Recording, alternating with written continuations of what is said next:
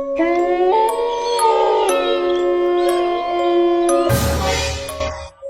নাম তোর বর্ষ? প্রদীপ আমার নাম বাবা।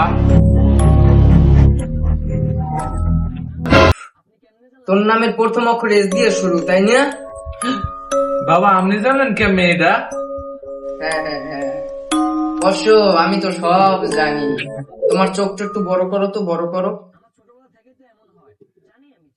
তোর খাইলে খিদে লাগে না, আর তুই ঘুমাইলে শুয়ে দেখো না, ঠিক তো? বাবা আপনি এটা কেমনে জানেন? এটা তো আমার সমস্যা ছোট কালই কি। জানি আমি। আচ্ছা বর্ষ, তোর জন্ম কত সালে?